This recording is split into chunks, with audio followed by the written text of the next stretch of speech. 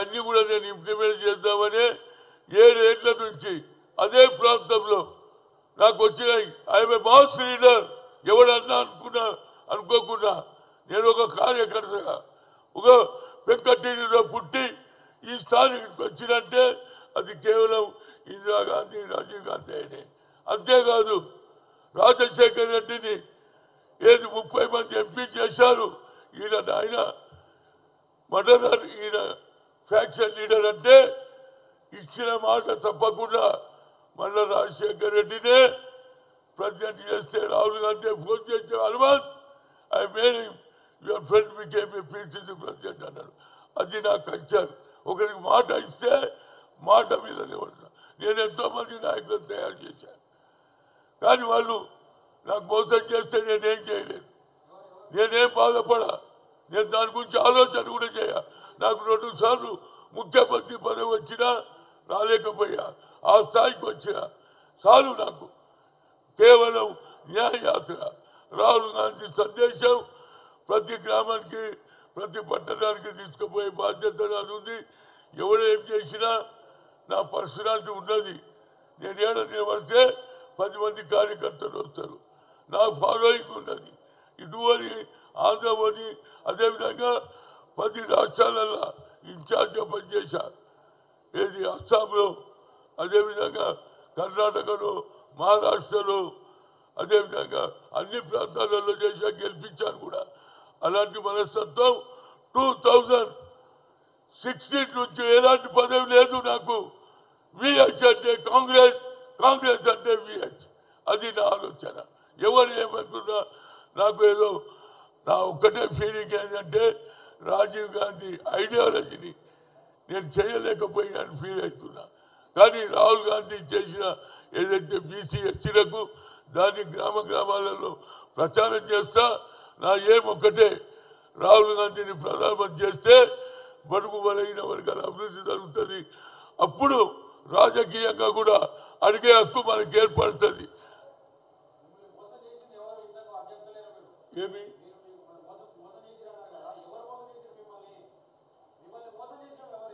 ఎవరికైతే నేను సాయం చేసినో వాళ్ళే ఏదో అన్నారట. ఎలక్షన్ ఉంది, ఎలక్షన్ అయిన తర్వాత అన్ని చెప్తా. ఎవరెవరు చేసిండు అప్పుడు చెప్తా. అప్పటి వరకు I won't comment anything. I fight for Rahul Gandhi should be prime minister of this country. అదేవిధంగా అన్ని పార్లమెంట్ సభ్యులను గెలిపించడానికి సాయశక్తుల కృషి చేస్తా.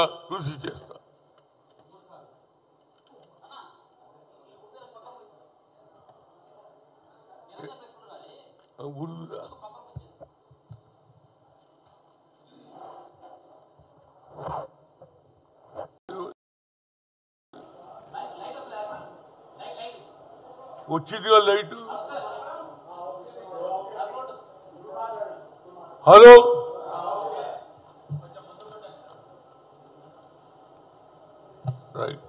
రాహుల్ గాంధీ గారు మాజీ ఏఐసిసి అధ్యక్షులు, ప్రజెంట్ పార్లమెంట్ మెంబరు,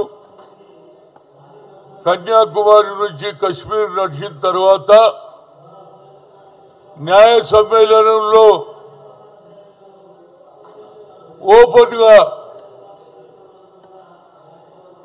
ఏ శక్తి ఆదుకోలేదు, తప్పనిసరిగా నేను క్యాస్ట్ వైజ్ సెన్సస్ చేస్తా, అదేవిధంగా వారికి సరి అయిన న్యాయం చేస్తా, 90% ఉన్నటువంటి జనానికి న్యాయం చేసే వరకు నా పోరాటం. ఇది రాజకీయ సమస్య కాదు, ఇది సామాజిక న్యాయం. దీని మీద నేను పోరాడుతా అని చెప్పిన తర్వాత అదేవిధంగా ఎలక్షన్ మేనిఫెస్టోలో కూడా పెట్టాడు. అంటే ఇలాంటి ఆలోచన వాళ్ళ తండ్రి అయినటువంటి రాజీవ్ గాంధీ కూడా వచ్చింది. ఎందుకంటే నేను 1979-80లో ఎప్పుడైతే 1990లో నేను పిసిసి అధ్యక్షుడు అయిన తర్వాత నేను అడిగిన ఏ విధంగా ఎగ్జిక్యూటివ్ కాన్స్టిట్యూట్ చేయాలని అడిగితే according to the social justice అన్నాడు. అప్పుడు 23 జిల్లాలు ఉంటే సగానికి బడుగు బలైన వర్గాలకు ఇస్తే ఆయన చాలా సంతోషపడ్డాడు. ఇదే నిజమైన న్యాయం అన్నాడు. అదే కోవకు చెందినటువంటి అదే బ్లడ్ నుంచి వచ్చినటువంటి రాహుల్ గాంధీ కూడా అదే భాష మాట్లాడుతున్నాడు. కానీ నరేంద్ర మోడీ ఎన్నిసార్లు 3 సార్లు రిప్రజెంట్ చేసినా క్యాస్ట్ వైజ్ సెన్సస్ చేయలే. ఒక పెద్ద సమాజం ఉన్నటువంటి బీసీకి ఒక సెపరేట్ మినిస్ట్రీ అంటే ఇయ్యలే. కానీ ఇవాళ నిన్న మరి అమిత్ షా కానీ రాహుల్ గాంధీ నరేంద్ర మోడీ కానీ ఇవాళ బీసీల గురించి మాట్లాడుతున్నారు. ఎవరు నమ్మాలి? सबका साथ सबका हाथ सबके साथ निर्माण के साथ అన్నాడు. కానీ అందులో ఇవాళ ముస్లింలు లేరు. అంటే నా ఉద్దేశం ఏంటంటే తప్పనిసరిగా రాహుల్ గాంధీ గారే చేయగలుగుతారు. 90 మంది ఆఫీసర్లు ఉంటే 3 ఉంటారా బీసీలు అన్నాడు. అందులో ఎస్టీలు కూడా 8 మంది ఉంటారా అని అడిగారు. కనుక నా ఉద్దేశంలో ఈ ఎలక్షన్ నిజంగా డిపెండ్ ఎవరి మీద అవుతుంది? బడుగు బలైన వర్గాల ఓట్ల మీదనే డిపెండ్ ఉంటుంది. ఎలక్షన్ ఓటేస్తే పెద్ద పెద్ద అదాని అంబానీ కోటీశ్వర్లకే 200 ఇండస్ట్రీస్ ఉంటే 25 ఇండస్ట్రీలకు 16 లక్షల కోట్ల రూపాయలు మాఫ్ చేశాడు. అదే రైతులకు చేయలే. అంటే ఈయన అగ్రకులాలకే పెత్తనం అనేది తేలిపోయింది. ఈ ఎన్నికలు ఆషిమాషి ఎన్నికలు కావు. There is a fight between Narendra Modi against Rahul Gandhi. Rahul గాంధీని మనం ప్రధానమంత్రి చేయగలిగితే బడుగు బలైన వర్గాల అభివృద్ధి జరుగుతుంది. అంతేలే 50% సీలింగ్ కూడా ఎత్తేస్తాడు. నేను ఓబీసీ ఎంపీగా కన్వీనర్గా ఆయన ఆలోచనతో ఓబీసీ పార్లమెంట్ కమిటీ సెక్రటరీ అయింది. సోనియా గాంధీ దయ వల్ల ఐఐఎంలో సుప్రీంకోర్టు కొట్టేసింది. There is no reservation for OBC అంటే మళ్ళా పార్లమెంట్లో బిల్లు పెట్టించింది అమ్మ మన్మోహన్ సింగ్ చెప్పి. అందుగురించి ఇలా యువతి యువకులు కొన్ని లక్షల మంది వీళ్ళకు ఉద్యోగాలు వస్తున్నాయి. కనుక ఈ ఎలక్షన్లో ప్రధానమంత్రిని రాహుల్ గాంధీ చేస్తేనే బడుగు బలైన వర్గాల అభివృద్ధి జరుగుతుంది అనేది నా ఉద్దేశం. ప్రతి ఒక్కరు ఆలోచన చేయండి. ఇక్కడ సికింద్రాబాద్లో దానం నాగేందర్ కాదు క్యాండిడేట్ రాహుల్ గాంధీ. అదేవిధంగా అక్కడ కిషన్ రెడ్డి కాదు నరేంద్ర మోడీ. దీని మీద మీరు ఆలోచన ప్రతి దగ్గర కూడా ఓట్లు వేయించే బాధ్యత ప్రతి బీసీ ప్రతి ఎస్సీ ఎస్సీది. అదేవిధంగా ఇవాళ ముస్లింలకు రిజర్వేషన్ ఎత్తేస్తా అంటున్నాడు ఓపెన్గా. అంటే ముస్లింలు ఈ దేశంలో పుట్టలేదా, పెరగలేదా, స్వాతంత్రంలో పనిచేయలేదా, దేశ స్వాతంత్రంలో మౌలానా గారు చేయలేదా? కనుక తప్పనిసరిగా దీని మీద అందరూ ఆలోచన చేశారు. ముస్లింలు కానీ ఇటు బడుగు బలైన వర్గాలు కానీ రాహుల్ గాంధీని ప్రధానమంత్రి చేయగలిగితేనే మన అభివృద్ధి జరుగుతుంది.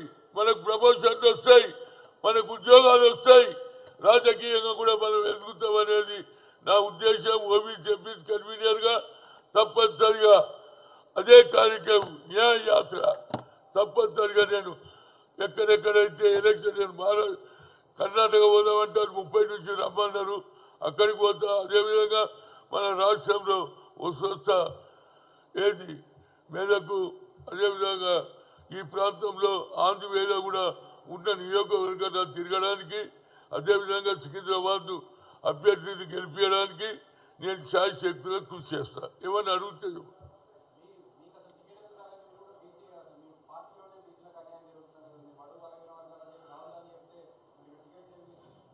చూడండి. ఇప్పుడు ఏం జరిగిందో నేను చెప్పాను. కానీ ఇక ముందు రాహుల్ గాంధీ మీద మాకు తప్పనిసరిగా నమ్మిక ఉన్నది. ఆయన కింద ఏం జరుగుతుందో ఆయనకు ముందు ముందు తెలుస్తుంది కాబట్టి ఆయన ఆలోచన కూడా తండ్రి ఆలోచన నేను ఇవ్వాలి ఏది ఖమ్మం ఎందుకు అడిగినా ఒకే సీటు మీద అడిగినా రాజ్యసభ అడగలే నేను అక్కడే పోయి పనిచేస్తా గిరిజన ప్రాంతంలో తిరిగాడు ప్రధానమంత్రిగా ఆ ప్రాంతంలో ఏ విధంగా వాళ్ళు వ్యవసాయం చేస్తారు ఏ విధంగా మీ ధాన్యాన్ని దాచిపెట్టుకుంటారు వర్షాలు వస్తాయని గిరిజనులతో అడిగి తెచ్చుకున్న వ్యక్తి అదేవిధంగా రైతుల ఏదైతే పంట తింటే పంట వర్షాలకు నష్టమైతే దాంట్లో ఉసుక ఉంటే ఈ ఉసుక తీసేదాక మేము పంట చేయలేమని చెప్పారు ఇవన్నీ కూడా నేను ఇంప్లిమెంట్ చేద్దామని 7 ఏళ్ల నుంచి అదే ప్రాంతంలో నాకు వచ్చినాయి ఐఎమ్ ఏ మాస్ లీడర్ ఎవరన్నా అనుకోకుండా నేను ఒక కార్యకర్తగా ఒక వెంకటగిరిలో పుట్టి ఈ స్థానానికి వచ్చినంటే అది కేవలం ఇందిరాగాంధీ రాజీవ్ గాంధీ అయినే అంతేకాదు రాజశేఖర్ రెడ్డిని ఏది 30 మంది ఎంపీ చేశారు ఆయన మర్డరర్ ఈయన ఫ్యాక్షన్ లీడర్ అంటే ఇచ్చిన మాట తప్పకుండా మళ్ళా రాజశేఖర్ రెడ్డినే ప్రెసిడెంట్ చేస్తే రాహుల్ గాంధీ ఫోన్ చేస్తే Hanumanth I made your friend became a PCC president అన్నాడు అది నా కల్చర్ ఒకరికి మాట ఇస్తే మాట మీద నిలబడతా నేను ఎంతోమంది నాయకులను తయారు చేశాను కానీ వాళ్ళు నాకు మోసం చేస్తే నేనేం చేయలేదు నేనేం బాధపడా నేను దాని గురించి ఆలోచన కూడా చేయ నాకు 2 సార్లు ముఖ్యమంత్రి పదవి వచ్చినా రాలేకపోయా ఆ స్థాయికి వచ్చినా చాలు నాకు కేవలం న్యాయయాత్ర రాహుల్ గాంధీ సందేశం ప్రతి గ్రామానికి ప్రతి పట్టణానికి తీసుకుపోయే బాధ్యత నాది ఉంది ఎవరు ఏం చేసినా నా పర్సనాలిటీ ఉన్నది నేను ఏడ నిలబడితే 10 మంది కార్యకర్తలు వస్తారు నాకు ఫాలోయింగ్ ఉన్నది ఇటువరి ఆంధ్రవని అదేవిధంగా 10 రాష్ట్రాలలో ఇన్ఛార్జ్గా పనిచేశా ఏది అస్సాంలో అదేవిధంగా కర్ణాటకలో మహారాష్ట్రలో అదేవిధంగా అన్ని ప్రాంతాలలో చేశా గెలిపించాను కూడా అలాంటి మనస్తత్వం 2016 నుంచి ఎలాంటి పదవి లేదు నాకు విహెచ్ అంటే కాంగ్రెస్ అంటే విహెచ్ అది నా ఆలోచన ఎవరు ఏమనుకున్నా నాకు ఏదో నా ఒక్కటే ఫీలింగ్ ఏంటంటే రాజీవ్ గాంధీ ఐడియాలజీని నేను చేయలేకపోయినాను ఫీల్ అవుతున్నా కానీ రాహుల్ గాంధీ చేసిన ఏదైతే బీసీ ఎస్టీలకు దాన్ని గ్రామాలలో ప్రచారం చేస్తా నా ఏమొక్కటే రాహుల్ గాంధీని ప్రధానమంత్రి చేస్తే బడుగు బలైన వర్గాల అభివృద్ధి జరుగుతుంది అప్పుడు